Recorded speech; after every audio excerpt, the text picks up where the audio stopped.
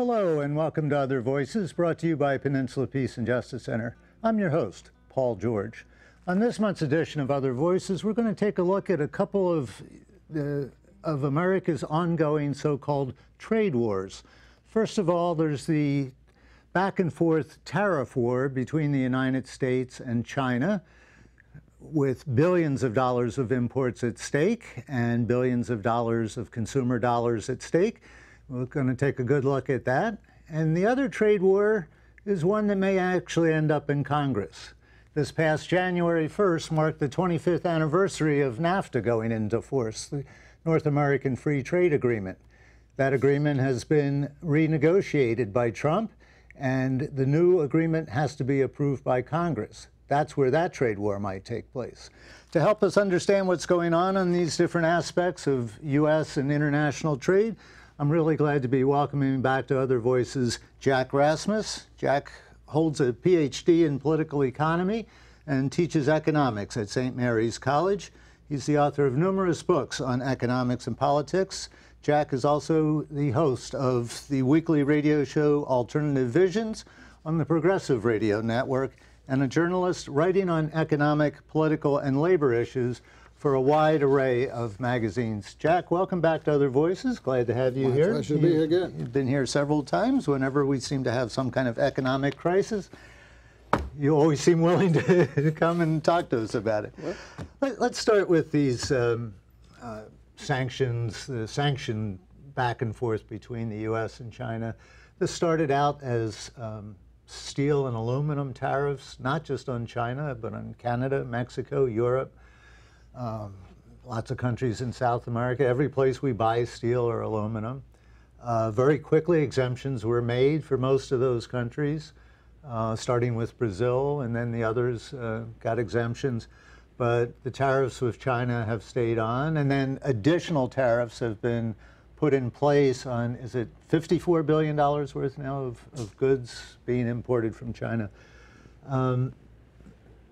First of all, talk about the process, how we got here, what the effect generally is on tariffs. And then I want to get into what Trump may actually be after here, because he says it has to do with the trade deficit. I suspect you might have a different opinion of that. Well, the trade deficit, goods deficit for the U.S. this past year was $800 billion. That sounds like a lot of... A record, despite all the tariffs and all the trade action and so forth. It's not getting better, it's getting worse. What's it been in previous years? Well, it's been less than that. It's risen about 30, 40 billion here in the last couple of years. So, you know, it's a problem. That's the goods side. The U.S. runs a surplus, not a deficit, on services. So when you reduce the amount of services surplus from the deficit, you know, you're around $700 billion running deficit every year. And I just want to interrupt a sec, because I think it's important that people really try to get an understanding of what a trade deficit means. Trump always talks about it in terms of we're losing money. Are we losing money? Well, dollars are flowing out of the United States into the rest of the world economy, but that's been going on ever since Ronald Reagan. Every year we've run a deficit, more exports into the U.S. than we export out of the U.S. Was there anything policy-wise that Reagan did to switch that, or is just the way things have evolved? More manufacturing offshore leads to more importing of goods that used to be manufactured here? Well, part of the reason is when you have the value of the dollar rising, it reduces your exports and increases your imports. And under Ronald Reagan, we had a huge increase in the value of the dollar, and that wreaked havoc on our trade deficit. We used to run pretty much a balance, pretty close to a balance up until Ronald Reagan. And ever since then, we've run this huge deficit, growing more in some times and less in other times, but a deficit all the time. But people should understand this trade deficit is tied into our budget deficit. Okay. Interesting. Here's how, right? Well, when you have all of the dollars flowing out of the country with a trade deficit, the U.S. has manage this agreement with all the countries that's running this trade deficit for them to recycle those dollars, this includes China and Japan, the biggest, back to the U.S. to buy U.S. Treasury bonds, okay? And that enables Congress to run a huge budget deficit because the money is coming back, a huge budget deficit that is caused primarily by tax cuts, primarily on businesses and investors, and increased defense spending. So you have this anomaly, this phenomenon, particularly since 2000, when we are running huge budget deficits caused by tax cuts and defense war spending, trillions of dollars I'm talking about. Yeah. It's been over $10 trillion in tax cuts since George W. Bush, and it's been $6–7 trillion in extra defense spending because of the wars in the Middle East. But the money coming back from the trade deficit enables us to run this huge budget deficit. This is called the twin deficits. Because the Treasury notes are what finances the deficit. That's right. It's borrowed money, basically. That's right. It's borrowed money, and that's why the U.S. debt is rising, now over $21 trillion, the federal government debt. And we're going to look at trillion-dollar deficits and $1 trillion a year added to our national debt every year for the next 10 years because of the Trump tax cuts and the Trump increased defense spending, primarily. Those are the two main causes. $1 trillion every year, and if we have a recession, it's going to be more than $1 trillion, and that's as far as the eye can see because of these domestic policies, right? Didn't we already try this under Reagan? Cut taxes, increase defense spending? We've been doing this ever since Reagan, and that includes the Democrats when they were in office and the Republicans. Yeah. And this is sometimes called neoliberalism, right? These mixture of related policies. But the whole thing about the trade war that we see now is an attempt to try to offset that a little bit, to offset the flow of money out of the country, to mitigate the need to have so much foreign purchasers now, which is like 40–50% foreigners buy our treasury bonds, to offset it. So whenever you have a crisis, you have a trade war. We had a trade war under Nixon, where he targeted Europe. Europe, yeah. And we had a trade war under Reagan, where he targeted Japan. And now we have a trade war targeting China. So trade wars are always follow in the wake of these massive tax cuts and defense run-ups, defense spending run-ups that run up the deficit, the budget deficit. They're all related, you see. Everything in economics policy is pretty much interrelated. So trying to balance the books, so to speak, through a trade war. To try Instead to of doing offset it in Congress like they should. In part. In part. Okay. If you believe a trade war is all about trade deficits, which it really isn't, particularly in the case of China, you see. The China trade war really began last March, and it really was about three main objectives the U.S. had. That's when Trump announced these whole round of tariffs. Right. Well, he actually led with the steel and aluminum, but that was the stalking horse because, as you mentioned, even though Trump has implemented tariffs on steel and aluminum, there's 4,000 or more exemptions for U.S. companies. So it's tariffs in word only, you see. I believe there is a dual-track trade policy with Trump. One is a phony trade war with U.S. allies, a token trade war, and the real trade war is with China. And the objectives of the U.S. are threefold with China. One, to increase China purchases of U.S. goods, particularly farm goods. Secondly, to allow U.S. companies, especially banks, to have majority access to companies they purchase and do business with in China. And thirdly, the third objective of the U.S. is to somehow slow down China's development of next-generation technologies. These next-generation technologies are 5G wireless, artificial intelligence, and cybersecurity. They are not only the source of the new industries of the next decade, they are military-related technologies. And if China gets a lead in that, the U.S. is concerned that they may be able 10, 20 years from now, leapfrog the U.S. militarily. So on the U.S. trade negotiating team, there's three factions. One is interested in increasing China purchase of farm goods. The other is interested in U.S. Companies getting a majority ownership in China. And the third is to stop the technology transfer and technology development. Now, China has already agreed to the first two. Back in May, there was an agreement between China and Steve Mnuchin, Treasury Secretary, went to China, came back, said we got an agreement with China. China agreed to the 51% ownership or more, which the bankers in particular want. And China agreed to purchase $100 billion more every year of U.S. farm goods. But China did not agree on the technology issue.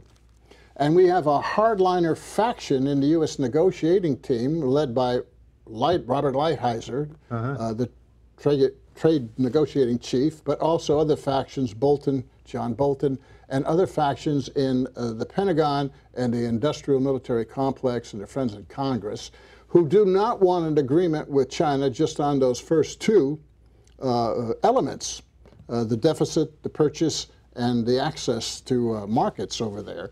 And they blew it up in May.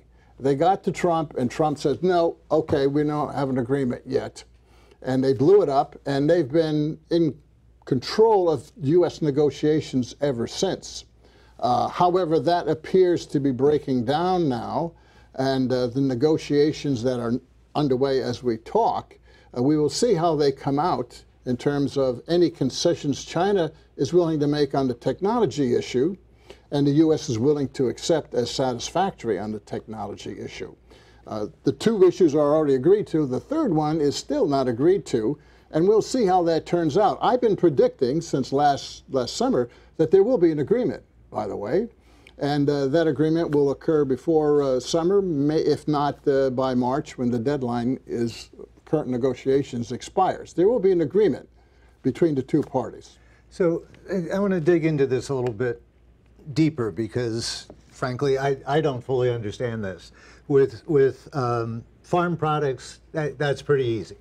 China agrees to buy more farm products from the U.S. and maybe skip Brazil and buy its soybeans from us. And they've agreed to allow majority ownership of Chinese corporations. That's pretty easy. But what is it that the United States is looking for in the technology field? Because you think of advances in technology, this is research and development. It's not an export-import item.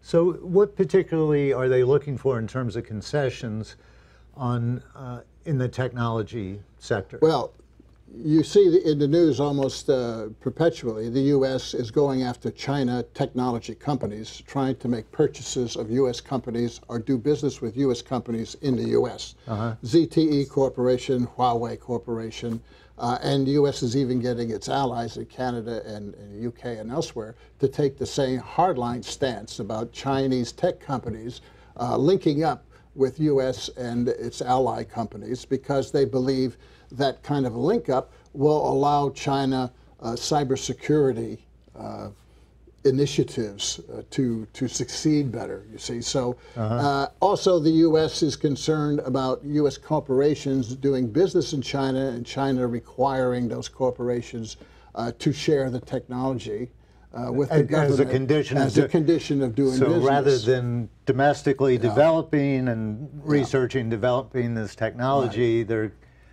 bringing in U.S. corporations and insisting, now the bring your patents with you, basically. The code word for this is intellectual property, but that's software, right? Software is technology. So when you hear the U.S. use the term, they're violating intellectual property, a good part of that really means technology. The U.S. wants to, and is going to, no matter what, stop Chinese corporations purchasing and doing business with U.S. corporations. They're going to do that no matter what agreement comes out of this.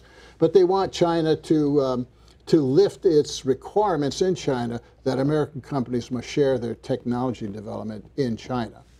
And there's a lot of American companies... Just for the right of doing business in China. That's right, yeah. People don't realize that a lot of the imports from China to the U.S. are from American companies in China bringing their products back to the U.S. In fact, Apple phones are famously put together in China at the infamous Foxconn factories. Foxconn factories, right. So the tariffs are affecting Apple phones. Except that the tariffs have not been that effective to date. That's why there hasn't been a real trade war yet with China. You see, you could put 10% tariffs on Chinese goods being imported to the U.S., but if China's currency devalues by 10%, it's a wash. It's a yes. Okay? And that's pretty much what has happened. So the first $50 billion, 25% tariffs took effect. But you know, 50 billion out of the U.S. total imports from everywhere of like 2.3 trillion is just a pittance. You see, it's not that big an effect. How much is it just vis-a-vis China? Well, China, we run somewhere close to $400 billion net goods and services trade deficit a year. Trade deficit. So 50 billion out of that is a good percentage. Trump added another 100 billion to that with only 10%, not 25%. The Chinese matched the 25 and they matched the 10%, although the total's not 150 billion of goods. And then Trump threatened another 250 billion, which would mean just about all the Chinese imports, but he didn't implement anything yet. He was supposed to implement it on January 1st, but they kicked that can down the road and said, let's negotiate. And we're going to give you 90 days to negotiate. So we've got till the end of March, is it? Yes, just about. This deal. And they're negotiating, you know, right now, both sides and both parties. And the number 2 economic minister in China is coming over to the U.S. and he's going to negotiate once again with Steve Mnuchin and Lighthizer. But we don't know who's really dominating the U.S. negotiating team. You know, is it the anti-China, anti-technology hardliners, Lighthizer, Bolton, Navarro, Peter Navarro, right? Or is it the bankers, Mnuchin and others? You know, he's the next Goldman Sachser running the Treasury Department now, and all they really want is to get the 51% or more control of their finance operations in China. It would sound like Wall Street's goals have already been met in this. Exactly, and so has the farm sector. Yeah. Their goals, you know, agribusiness, their goals have been met as well. What's holding it up is the anti-China technology military faction of the U.S. trade team. And we will see whether they actually prevail here. And what they want is to stop any agreement with China unless their technology demands are met by China. Now, I predict what's going to happen is China will come up with some language that placates the U.S. team enough that in the long run they can do an end run around anyway. So it will appear as if there is a settlement even on the technology, but it's still an unknown whether Lighthizer, Navarro, and others will find that acceptable. Now, both economies are weakening. The U.S. economy is weak. It's going to be much weaker this first quarter, and it's not really due to the shutdown. Autos and construction and everything has already been slowing down. There's a global economy slowdown. Manufacturing is slowing down. Autos are in trouble.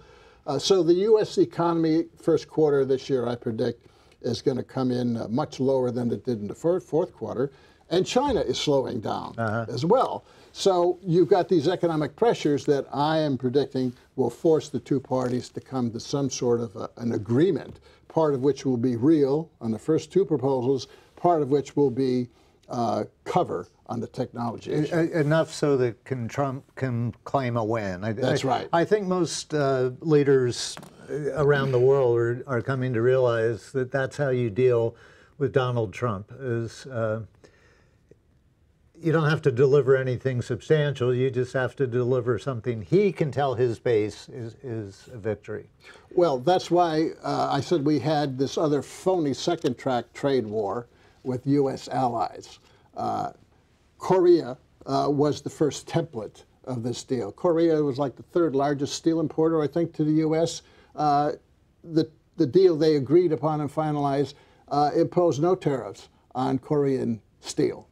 Okay, there was some token provisions about quotas on autos and trucks, and the Koreans were ecstatic. They got off the hook totally here. Yeah, if I'm remembering this right, Korea's initial reaction was Trump had wanted to renegotiate the Korea Free Trade Agreement, bilateral, and Korea said, okay, let's do that, and they did, and it was modestly renegotiated, and Trump could say, I won, I got a great new deal out of Korea. Trump was going after steel and auto tariffs and all the others as part of his attempt to show he's tough on economic nationalism before the November elections. This had a lot to do with November elections. The China war is a separate track, but as far as going after Korea and Brazil, there was a token effort to go after European autos, and that was put on the back burner. And then there was the NAFTA deal, which is also pretty much a token deal in many ways. We're going to talk about NAFTA in a little bit as well. Yeah. I want to go back to this technology sector. You've explained this nicely and broken it down. The farmers and big ag they're happy, and Wall Street is happy.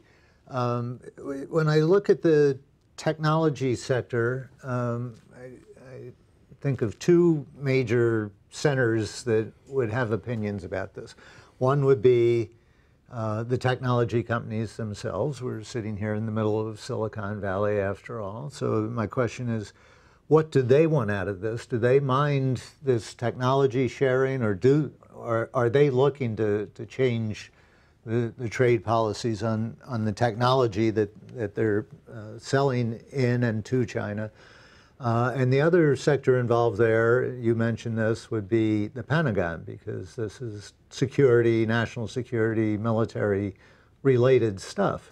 And what do they want? So when you look at the financial services sector, it's pretty easy to say, we know what Wall Street wants, and boom, they got it, 51% investment. You know what big ag wants, more markets, boom, they got that. What does big technology and what does big defense really want out of these trade Well, deals? big tech wants to be able to expand and do business in China. Yeah. I mean, this is the big market for it. That would suggest they don't want to have any changes, but if they are under attack from various quarters in the U.S., politically because of surveillance and privacy and so forth. So they don't want to aggravate U.S. government and political forces by looking like they just don't want to make any change. They want to share their technology. They don't want to do that either. They're kind of in a rock and a hard, between a rock and a hard place. Yeah. And they're dancing, right? They're dancing. They're trying to not look like they're anti-China to the Chinese, and they're trying to look like they're cooperating with the U.S. and its attempt to control technology.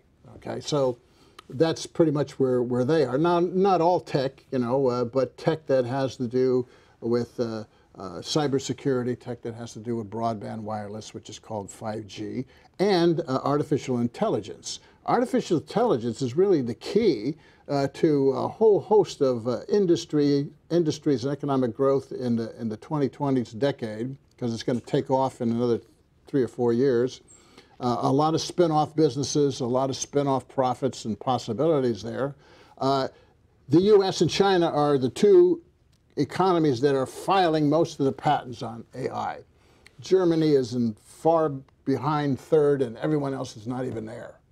So it's a war for who's going to control the technology of the futures between these two behemoths, you see.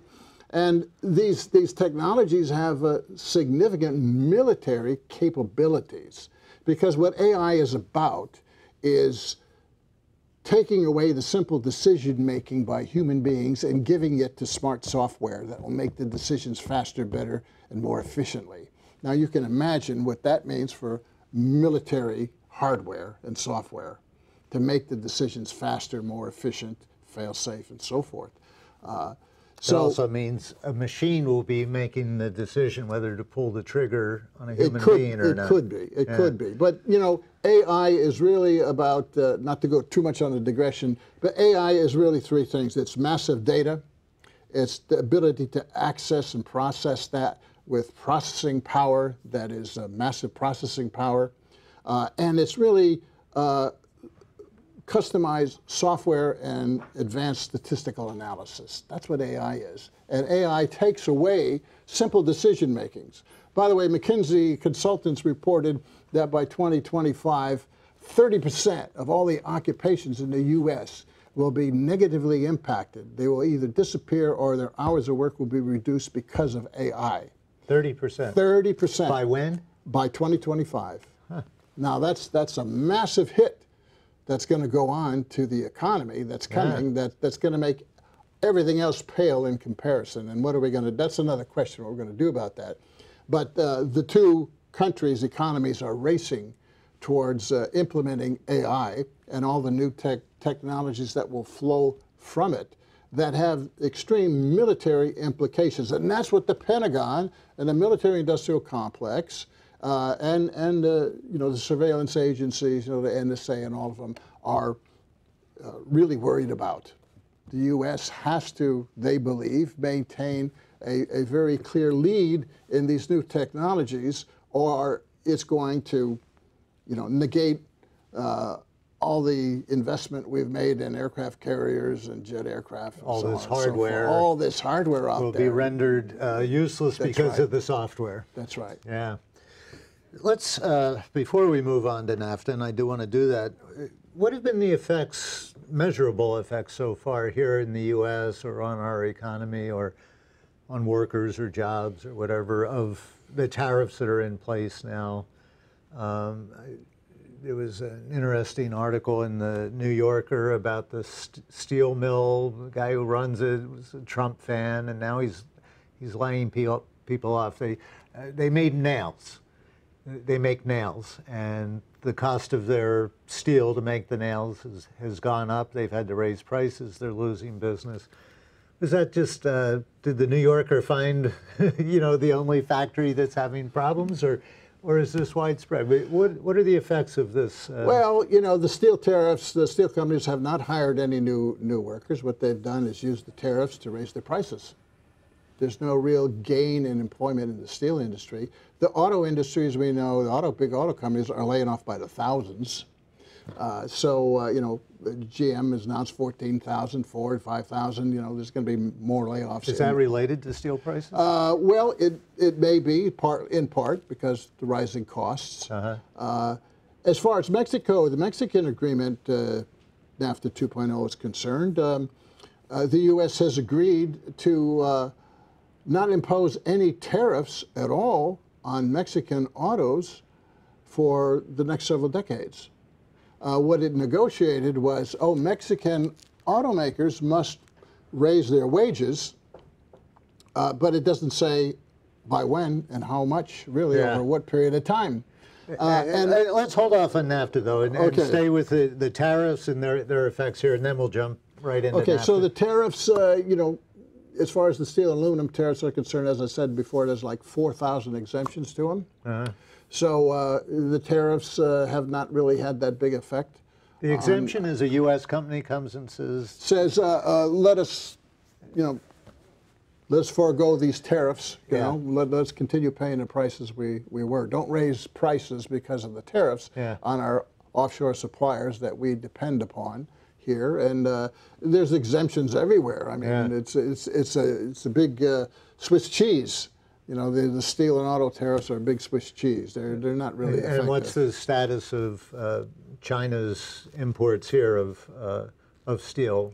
Well, China is, in terms of steel, is somewhere like the 14th or 15th importer. So there are no exemptions for China, but there's no reason. There's no reason. No. So really no effect yet so far on. It's a lot of smoke and mirrors. The trade war, steel tariffs, aluminum tariffs, you know, NAFTA, Korea, and Europe, and so forth. As I said, is a lot of smoke and mirrors. Yeah. Are consumer prices on these imported goods going up as a result of the tariffs? Well, as a result of the tariffs, in some cases, but not very many. You know, what we've got, for example, the latest figures on producer prices, which are, you know, goods that are used before you create consumer goods. it's negative. There's no increase in producer prices, so there's no import price inflation effect really hitting producer prices. And of course, it's not spilling over into consumer prices at all. All right. Well, let's go ahead and move on to NAFTA. You've been anxious to talk about that. As I mentioned in the brief intro to this show, just a couple of weeks ago, January 1st, marks 25 years since the original NAFTA went into effect, the North American Free Trade Agreement between Mexico, the U.S., and Canada. Maybe the best place to start before we start talking about NAFTA 2.0, the recently negotiated one, is after 25 years, we should have a pretty clear idea of the effect of NAFTA. There were a lot of promises made. There were a lot of warnings made 25 years ago. Who was right? Was it a big benefit? Was it a big drag? Well, it depends what industry and what company you're talking about. Well, okay, it's been a boon for American agribusiness. They sell a lot of agricultural goods into Mexico and from Mexico, elsewhere into the world. As far as the auto and manufacturing jobs, it's been a big negative for American workers. We've lost, various estimates are between 3 and 4 million jobs, most of them manufacturing jobs. For example, there was this major company in the U.S. called, an auto parts manufacturer called Delphi. Had 20-some plants and 100,000 workers in the U.S. All of those workers have been moved to Mexico. Yeah. All of them. Yeah. All its production occurs in Mexico. And of course, free trade means that American company that moved to Mexico now can move its goods and sell them in the U.S. Without a tariff. You see, that's really what free trade is about. Well, saving a fortune on... Saving a fortune. Not only on the lower costs, but now they don't pay any tariff, any import as well. Yeah, the government has certified that NAFTA has cost the country 1 million American jobs, and I imagine there's a lot more that could be debated. Yeah, the Economic Policy Institute has done a number of studies on this. People should just go and read their stuff. It's online. It's a very highly respected economic research institute, independent in Washington, and they repeatedly estimate, every several years or something, and the number is between 3 and 4 million of lost jobs. Wow. Well, and another promise of NAFTA was that to raise wages, especially in Mexico, and apparently that hasn't happened. Well, it has happened to some extent, but nowhere near close to what wages are in the United States. Those factories, U.S. factories that relocate to Mexico do pay higher wages than domestic factories in Mexico, but nonetheless, those wages are light years away from what the same occupation pays in the United States. Yeah, and your example of this Delphi Corporation moving all these factories, going after the lower wages in Mexico. One of the things, and Peninsula Peace and Justice Center was centrally involved in the big NAFTA debate those 25, 27 years ago. One of the things we were saying is that's going to put downward pressure on U.S. wages. Have we seen that in these 25 years? There's so many factors, forces putting downward pressure on U.S. wages, it's hard to separate out that one. Yes, but, there's Washington policy to begin with. There's a lot. There's a lot. Okay. Anything else about the outcome of NAFTA over these 25 years? Well, NAFTA has resulted in a significant increase in Mexico of manufacturing employment, yes, as it's left the U.S. What it's done, U.S. agribusiness now provides most of the corn, which is a staple in Mexico, right? And small Mexican farmers for decades now have not been able to compete with that low-price U.S. corn for tortillas and everything else, right? And certain areas of corn production in Mexico have been devastated, and as a result, the farmers pick up and they go north. And you know, in Michoacan and places like that has been devastated, and a lot of those people have moved. So U.S. Free trade policy has promoted and incentivized immigration from Central America, at least from Mexico, to the U.S., and that's often not really discussed very much, you see. Yeah, not surprising, given current company around here. So there's this new agreement. Trump, during the campaign, called NAFTA the worst trade deal ever negotiated, and he swore he was going to tear it up and start over. Yeah. And what he ended up with, he's calling the U.S. Mexico-Canada agreement, USMCA. Everybody else, at least on the progressive side, seems to be referring to it as NAFTA 2.0 because it really isn't a whole new trade deal. It's some changes, and actually some positive ones from my read, but what's your first initial overall take on NAFTA 2.0? It's in the spirit of the Korean softball free trade deal, I would say, right? The template, which is South Korea. And as I was mentioning before, Mexican auto production, all major U.S. auto companies down there, Mexican auto production, there's no tariffs on any of that. Nothing, you know, has been imposed on any of those imports into the U.S.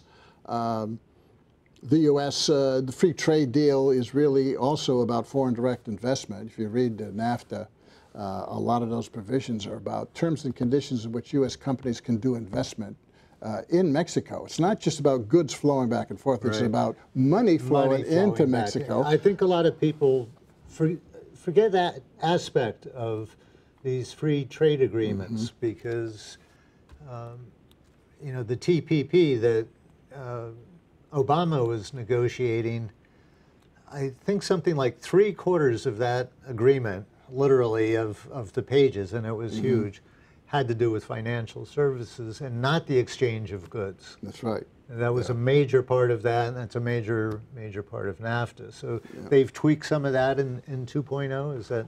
Yeah, there's some minor changes there. An interesting change, both Canada and Mexico, is that neither Canada or Mexico, now as part of the new NAFTA 2.0, can strike independent trade deals, free trade deals with China.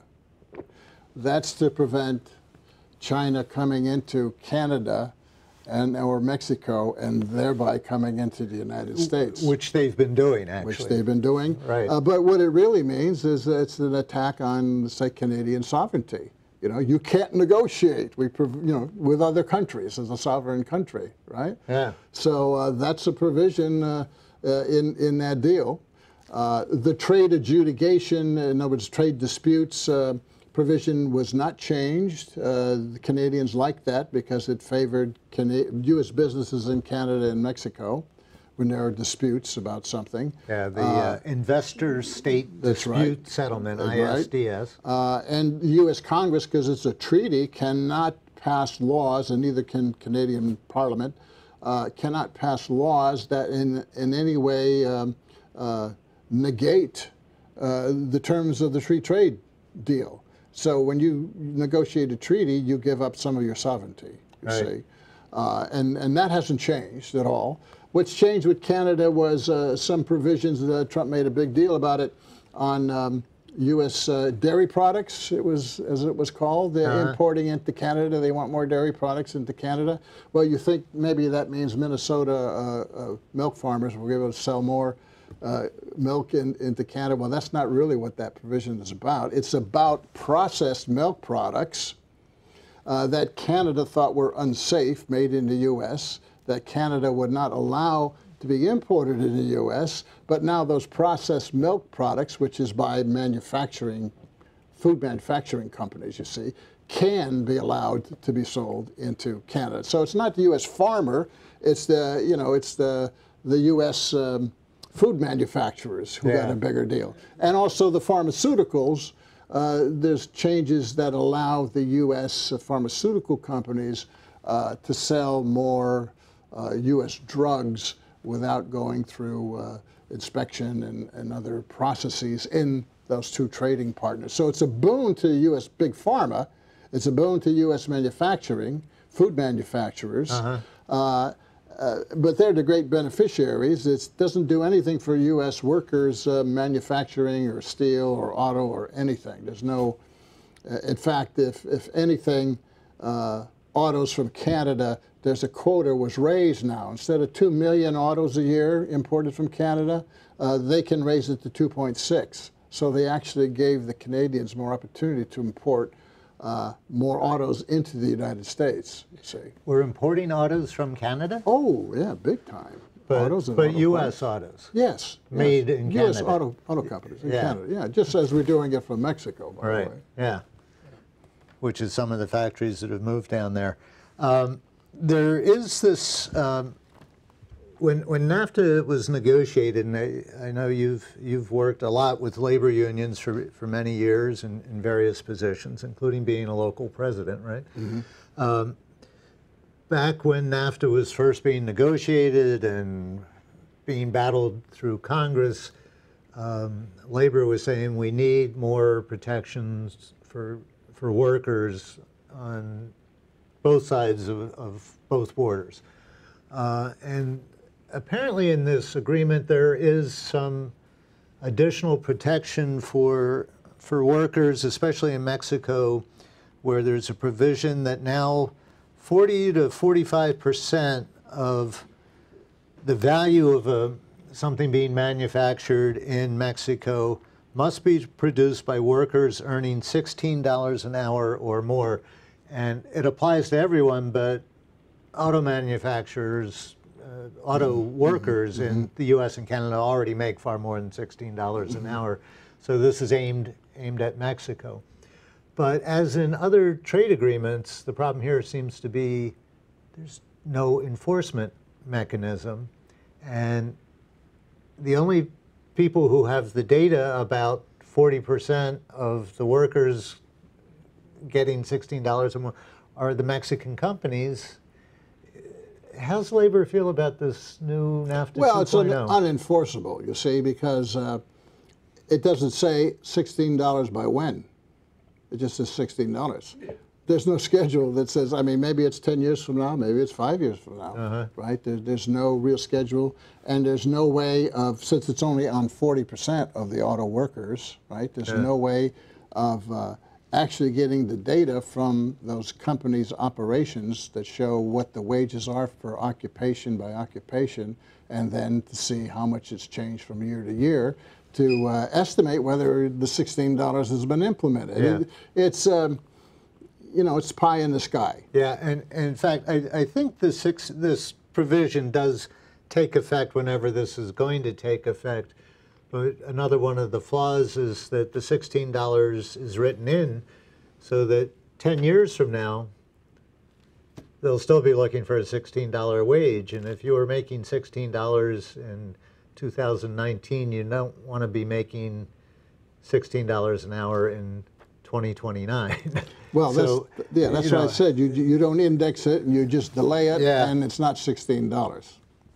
It's something less. And the same thing with, on the other side, environmentalists wanted more protections. NAFTA didn't address environmental protections much at all. The labor and environmental protections that activists were demanding in that first round were actually negotiated in a side agreement that has no enforcement.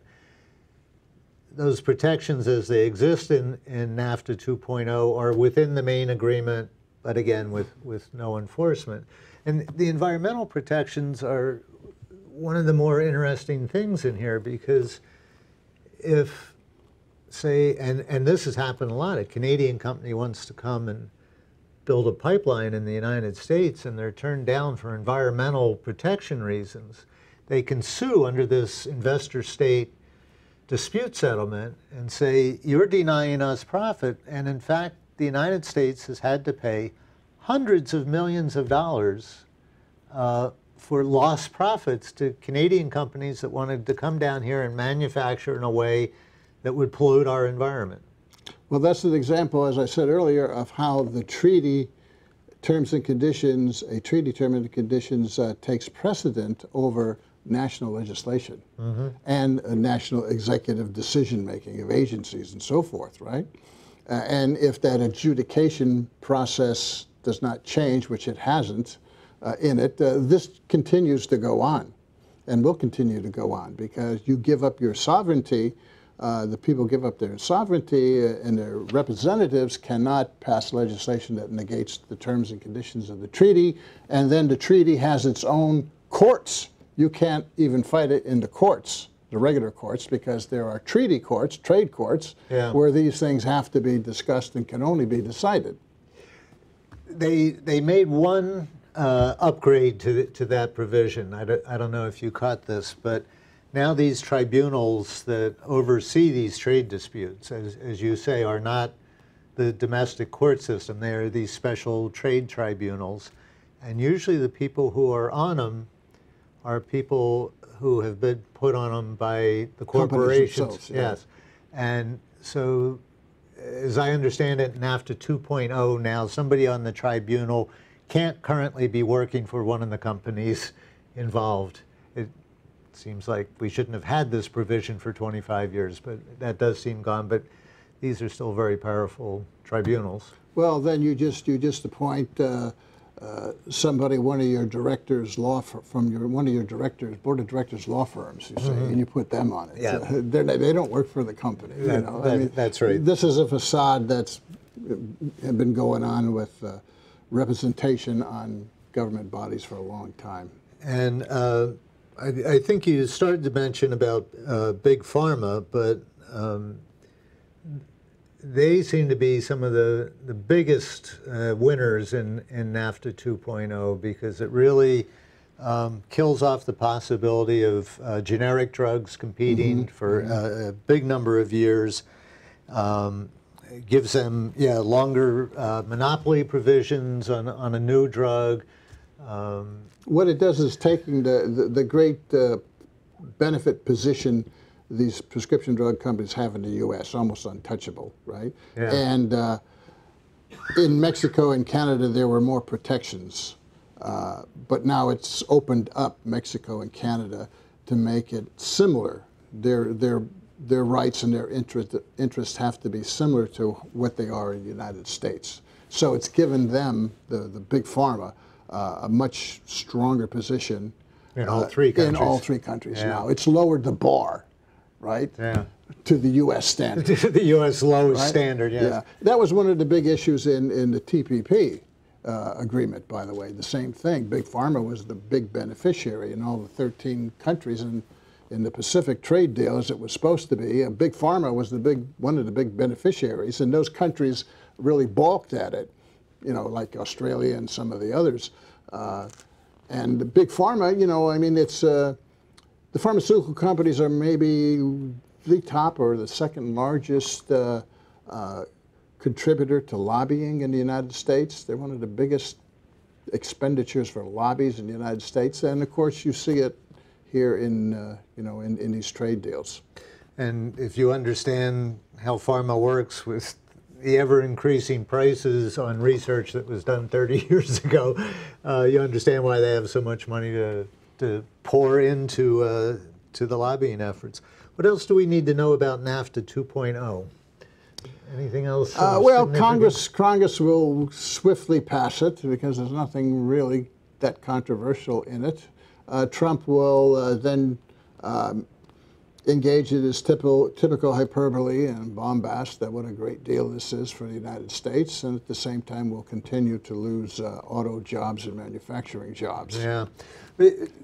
What about labor? They're not going to be quiet on this issue, though. They're going to want to try to actually get some worker protections with some teeth in it. And what I've been reading is that since this will be on a so-called fast track through Congress, as these trade agreements are, because Congress can't rewrite the agreement. They have to either say yes or no.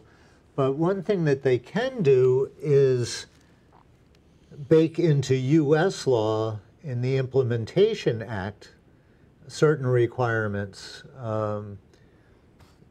So they might be looking for some solutions there. Well, that may be something they try to do, but except for the U.S. House, none of that's going to get through the Senate in the current environment that we have of deregulation and let business have its way on just about everything it wants. So I'm not very optimistic that Labor will be able to get the changes it wants. Are they going to make a big effort, though? Because, they still have their ends with the Democratic Party, and the House will consider this first because it's a revenue-related bill, so it goes to the House of Representatives. They'll certainly make an effort, but, the leverage, the political influence and leverage of the industrial unions in particular is virtually nil. Yeah. Maybe within certain wings of the Democratic Party, but I doubt even the majority of the Democratic Party. Their influence and leverage is not what it used to be. This is not 30 years ago. Organized union labor is extremely weak politically and economically. Yeah. And in this environment, it's really an uphill effort. I would doubt they're going to prevail very much.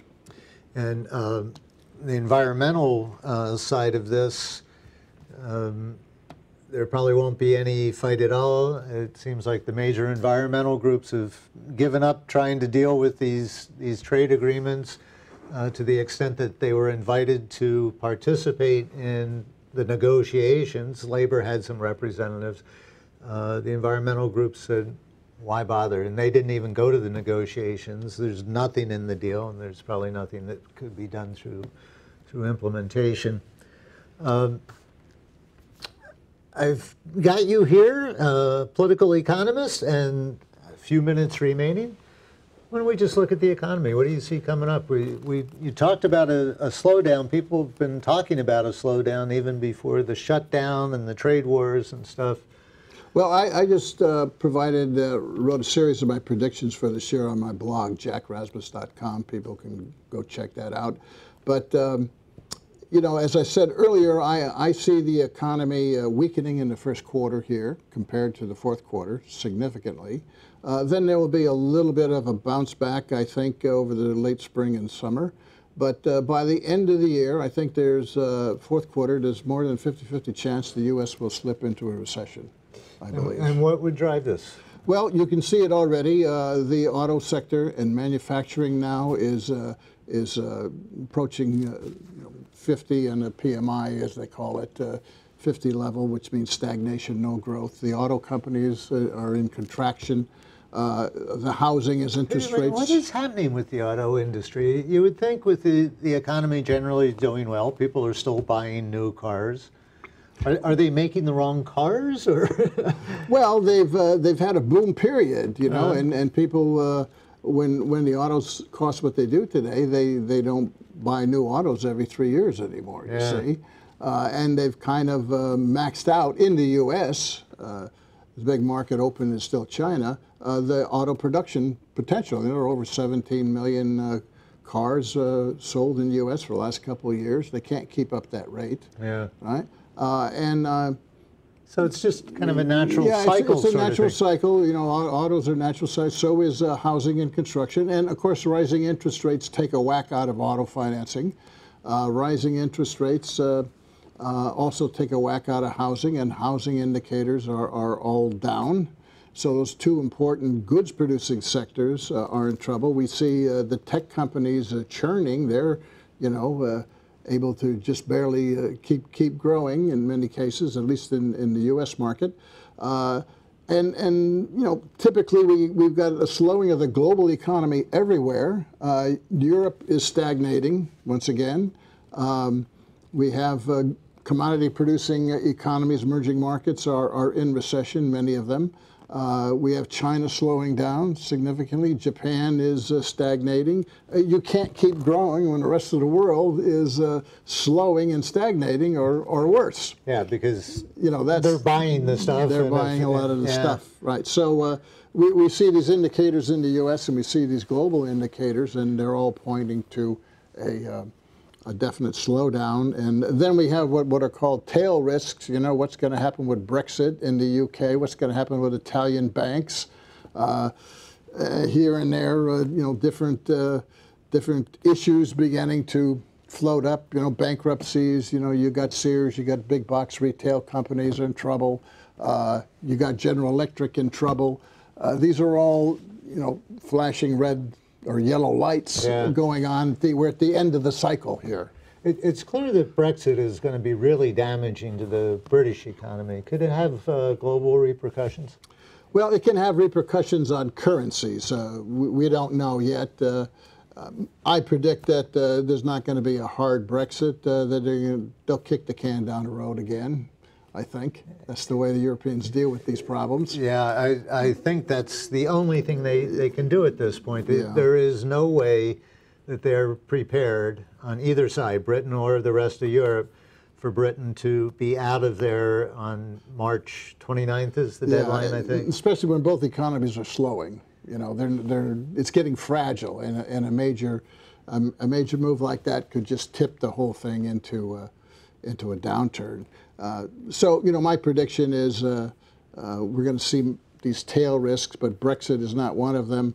The free trade, the China trade war is not one of them, but there are more fundamental developments that continue to work its way through the U.S. and the global economy that have been slowing it down, and I believe that the cycle will turn here at the end of this year. Okay, anything else we should know? Well, I think that's enough, probably. It probably is. Maybe I'll have you back at the end of the year and we'll see how you did. Yeah, we'll see whether my forecast is correct. Very quick, any new books you're working on?